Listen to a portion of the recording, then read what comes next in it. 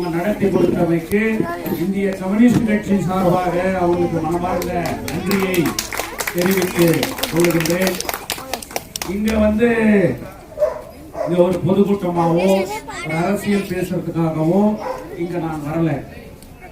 இந்திய கம்யூனிஸ்ட் கட்சி இந்த ஏரியாவில் கம்யூனிஸ்ட் கட்சி தெரியாதவர்கள் யாரும் இல்லை, கம்யூனிஸ்ட் கட்சியில பங்கு பெறாதவர்கள் யாரும் இல்லை.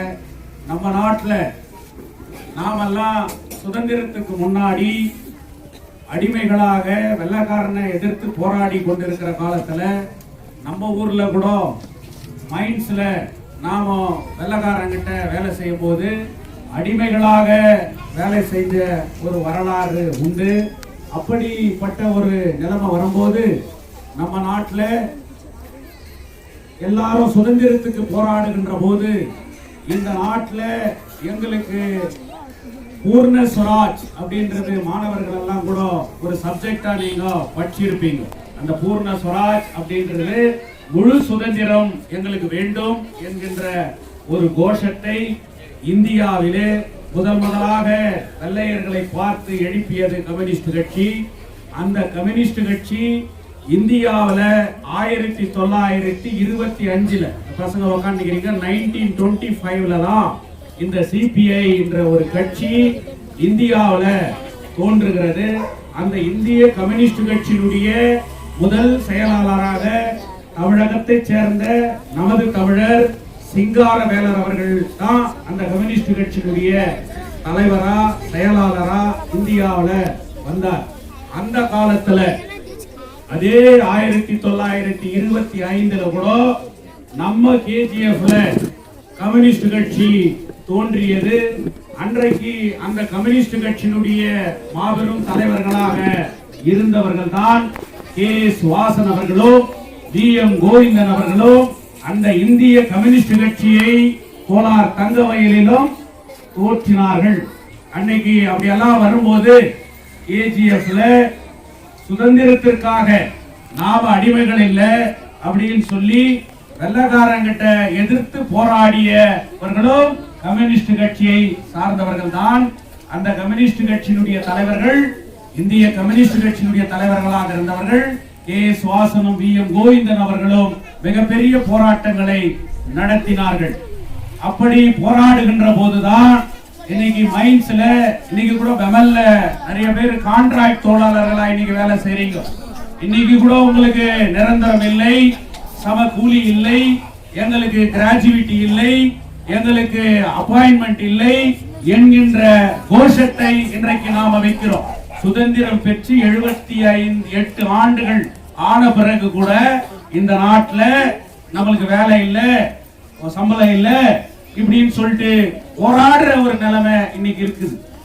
ஆனா 100 வருஷத்துக்கு முன்னாடியே இதே கோரிக்கைகளை தங்கவயல்ல எழுப்பி போராடியவர்கள் தான் நம்மளுடைய கம்யூனிஸ்ட் கட்சியினுடைய தலைவர்கள். அப்படி எல்லாம் போராடும் போதுதான் 1946 நம்ம ஊர்ல கூட தொழிலாளர்கள் துப்பாக்கியால் சுட்டு 6 பேர் உயிர் நீத்த வரலாறு கூட நம்ம ஊர்ல இருக்குது. அப்படிப்பட்ட ஒரு வரலாறு கொண்ட ஒரு கட்சி. இந்த கட்சி ஏதோ பதவிக்காகவோ இலவசமா ஏதோ கொடுக்கறாங்கன்றதுக்காகவோ ஆதாயத்துக்காகவோ வர ஒரு கட்சி கம்யூனிஸ்ட் கட்சி இல்லை. மக்களுக்காக, விவசாயிகளுக்காக, தொழிலாளர்களுக்காக தங்கள் உயிரையே தியாகம் பண்ணி இந்த நாட்டில் சுதந்திரத்திற்காக குரல் கொடுத்த ஒரு கட்சி அப்படின்னு சொன்னா அது கம்யூனிஸ்ட் கட்சியை தவிர வேறு யாரும் இல்லை. அப்படிப்பட்டு வரும்போது இந்தியாவில் சுதந்திரம் பெற்ற பிறகு ஃபர்ஸ்ட் எலெக்ஷன் இந்திய நாட்டில் நடக்குது.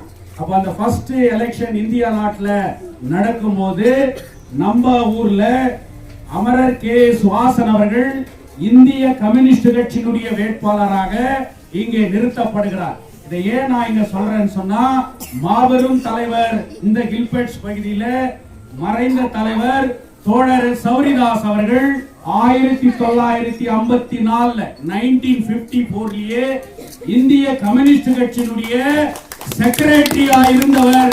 இந்த கில்பெட்ஸ் பகுதியை சார்ந்த மாபெரும் தலைவர் தோழர் சௌரிதாஸ் அப்படின்னும் போது அமரர் கே.எஸ். வாசனுக்கும் BM கோவிந்தனுக்கும் அப்பேற்பட்ட மிகப்பெரிய தலைவர்களுக்கு பார்ட்டி செக்ரட்டரியா இந்த தாலுகாவில் KGF இருந்த ஒரு பெருமை தோழர் சௌரிதாச சார். இவர்கள் எல்லாம் இந்திய கம்யூனிஸ்ட் கட்சியிலே இருந்து வந்த வரலாறு. இதை ஏன் நான் இங்க சொல்றேன்னு சொன்னா, நாங்க இங்க 100ஆண்டு விழா இந்த கிளை கில்பெட்ஸ்ல இந்திய கம்யூனிஸ்ட் கட்சி ஒரு கட்சி தோன்றி 100வது ஆண்டு டிசம்பர் 25 1925 இது ஒரு வருஷம் பூரா நடத்தி அடுத்த வருஷம் 100ஆண்டு விழா நடத்தப்படுகிறது. இது வெறும் பிரான்ச் நடத்துற ஒரு விழா. தங்க வயலே சிவக்கின்ற வகையில் மிகப்பெரிய 100ஆண்டு விழாவை இந்திய கம்யூனிஸ்ட் கட்சி நாங்கள் நடத்துவோம். அதற்கு எங்களுடைய அகில இந்திய பொதுச் செயலாளர் தோழர் டி ராஜா அவர்கள் இந்த கோலார் தங்க வயலுக்கு வர வச்சு மிகப்பெரிய விழாவை நாங்க நடத்துவோம். இன்னைக்கு கூட நாம எதிர்த்து போராட வேண்டி இருக்குது. இங்க மைனிங் வீடு இருக்குது, இது எல்லாம் உங்களுக்கு சொந்தமா? இன்னைக்கு கேள்வி எழுப்பப்பட்டு இருக்கிறது. இன்னைக்கு என்னைக்கு இது நம்மளுக்கு சொந்தமாக்கப்படுவார்கள்? இன்னைக்கு கோர்ட் சொல்லி 25 வருஷம் ஆச்சு. இன்னைக்கு மத்திய அரசு கொடுக்கிறேன்னு சொல்லி 25 வருஷம் ஆச்சு. இதை யார் வாங்கி கொடுக்கிறது? இது எப்படி நாம வாங்குறது? நம்ம பிள்ளைகளுக்கு நீங்க எதை விட்டுட்டு போக போறீங்க? இந்த வீடு எப்படி நம்மளுக்கு கிடைக்கும்? அதை முன்னெடுக்கின்ற ஒரு வேலையை இந்திய கம்யூனிஸ்ட் கட்சி எடுத்தது. நாங்கள் தான் டெல்லிக்கு சென்றோம். பாராளுமன்றத்தின் முன்னால் மிகப்பெரிய போராட்டத்தை நடத்தி வீடுகளை சொந்தமாக்கப்பட வேண்டும் என்கின்ற குரலை முதல் அரசியல் கட்சி இந்திய கம்யூனிஸ்ட் கட்சி தான் பாராளுமன்றத்தின் முன்பாக மிகப்பெரிய போராட்டத்தை நடத்தினோம். 3500 தொழிலாளர்களுக்கு பணம் கொடுக்கணும்னு சொல்லிட்டு இன்னைக்கு உத்தரவுக்குது.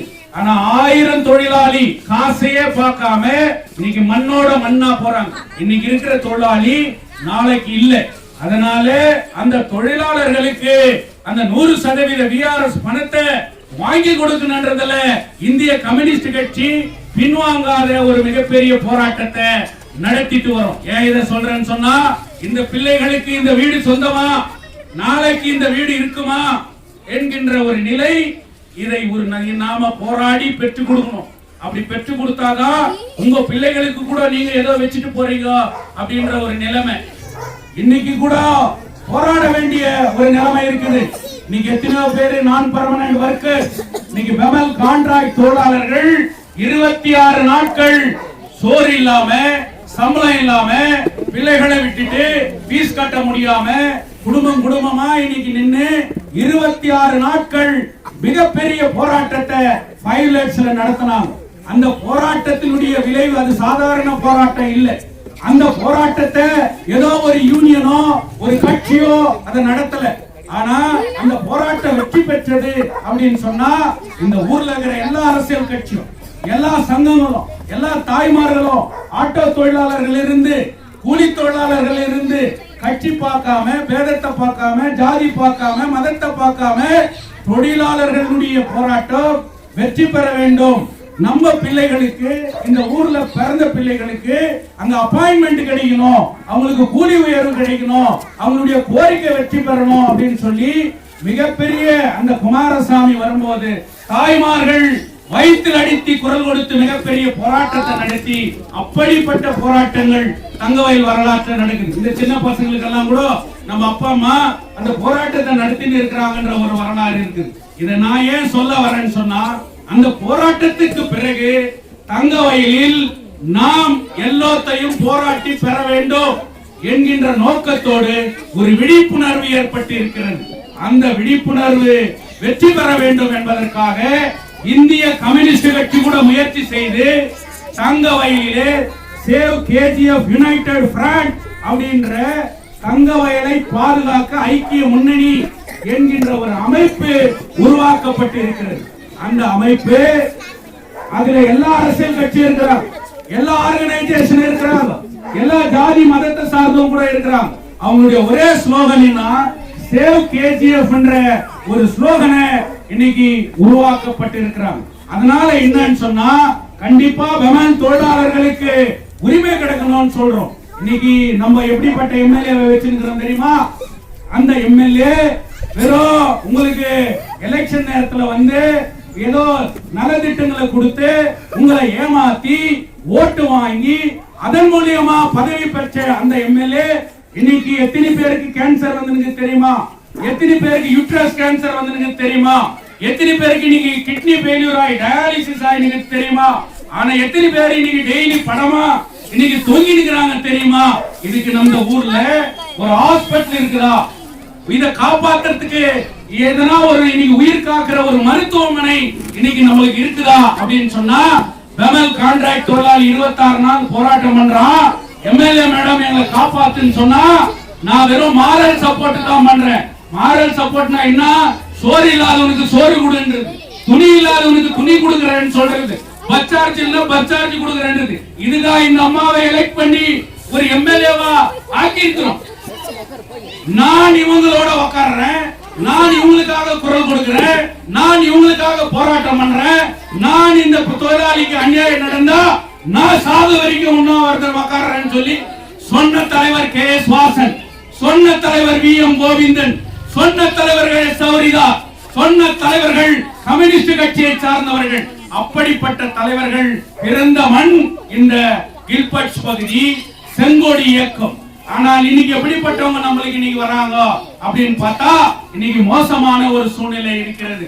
அதனால கண்டிப்பாக இந்த நூற்றாண்டு விழாவிலே இந்திய கம்யூனிஸ்ட் கட்சி இப்படிப்பட்ட போலி அரசியலையும் இப்படிப்பட்ட தங்க வயலில் நடக்கிற அநியாயங்களையும் எதிர்த்து போராடி வருகின்ற ஒரு தலைமுறை இந்த தங்க வயலிலே செழிப்பாக வளர வேண்டும், வாழ வேண்டும் என்பதற்காக நாங்கள் யாருக்காகவும் எதற்காகவும் அஞ்சி நடுங்கி ஓடுகின்ற ஒரு கட்சி அது இந்திய கம்யூனிஸ்ட் கட்சி இல்லை என்பதை நிரூபிக்கின்ற வகையிலே தங்க வயலில் இருக்கக்கூடிய எல்லா அரசியல் கட்சியும் ஒன்னா சேர்த்து இன்னைக்கு சேவ் கேஜிஎஃப் என்கின்ற ஒரே கோஷத்தை இன்னைக்கு நாம முன்னெடுக்கிறோம். இதுல கட்சி இல்ல, கொள்கை இல்ல, கொடி இல்ல, எதுவுமே இல்ல. இந்த ஊரு காப்பாற்றணும். இந்த பொங்கல் திருநாளிலே இன்றைக்கு நமக்கு ஏற்படுது. கில்பர்ட் பகுதியில வெஸ்ட் கில்பர்ட் பகுதி, நார்த் கில்பர்ட் பகுதி, சவுத் கில்பர்ட் எல்லாரும் சேர்ந்து இந்த நிகழ்ச்சியை நடத்தி இருக்கிறாங்க. இந்த நிகழ்ச்சி சீரும் சிறப்புமாக நடப்பதற்கு எங்களுடைய தோழர் ரஞ்சித் அவர்களோ, தோழர் ஸ்ரீகுமார் அவர்களோ, தோழர் முரளி அவர்களோ, தோழர் பிரசாந்த் அவர்களோ அவர்களோடு இணைந்து எங்களுடைய தோழர்கள் எல்லாம் சேர்ந்து இந்த நிகழ்ச்சியை சீரும் சிறப்புமா நடத்தி இருக்கிறாங்க. காலையில் இருந்து இந்த நிகழ்ச்சி வெற்றி பெறுவதற்கு எங்களுடைய தமிழகத்தினுடைய தோழர் உங்களோடு இருந்தமைக்காக நான் மனமார்ந்த நன்றியை தெரிவித்துக் கொள்கின்றேன். வரலாற்று சிறப்பு மிக்க நிகழ்ச்சி, ஒரு கொள்கை பிடிப்பிலான நிகழ்ச்சி என்பதை தெரிவிப்பதற்காக இது எனக்கு வாய்ப்பாக நான் கருதுகின்றேன். சீரும் சிறப்புமாக நடத்தியமைக்கு உங்கள் அனைவருக்கும் நன்றி கூறிக்கொண்டு அடுத்து இந்த நிகழ்ச்சியை தோழர் ஸ்ரீகுமார் அவர்கள் தொடரும்.